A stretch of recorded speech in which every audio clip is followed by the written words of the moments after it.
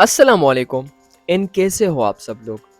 I hope आप सब ठीक ठाक होंगे और अपनी ज़िंदगी के सबसे बेस्ट लेवल मोमेंट एंजॉय करते होंगे।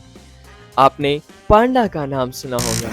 जब भी आपका पांडा का नाम आपके जहन में आता है तो यार आपको एक गोल मटोल सा ज़बरदस्त जानवर आपके जहन में आता है। भाई आज आपको ले चलेंगे चिंगदू नेशनल पार्क जो सिचुआन चाइना में मौजूद है और आपको उसका टूर कराएंगे।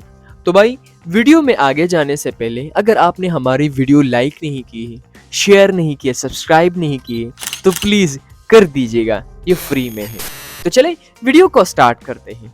ये नेशनल पार्क का नाम है चिंगदू नेशनल पार्क जो सिचुआन चाइना में वाक़या है। अमूमन ये एक बहुत बड़ा पार्क है और इसको इस तरह डिज़ाइन किया गया है जानवर जो सिर्फ चाइना में पाया जाता है और किसी भी मुल्क में इसकी अगर कोई निशान है या कोई एनिमल है या कोई एक स्पीशी है तो भाई वो चाइना की ही स्पीशी होगी। इस चेंगडू नेशनल पार्क में पांडास की बहुत बड़ी रिजर्वेशन की गई है, उसको प्रिजर्व किया गया है और उसकी हिफाजत और प्रोटेक्शन के लिए बहुत बड़ा एक रिसर्च सेंटर बनाया होता है।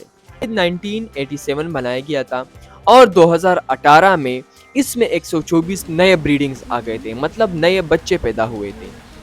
यार ये बहुत पुराना नेशनल पार्क है और इसकी हिफाजत जिस लेवल पे की जाती है ना वो मैं आपको बता नहीं सकता। इसमें इस नेशनल पार्क में अमूमन दो ही किस्म के आपको पांडास मिलेंगे, रेड और वाइट पांडास।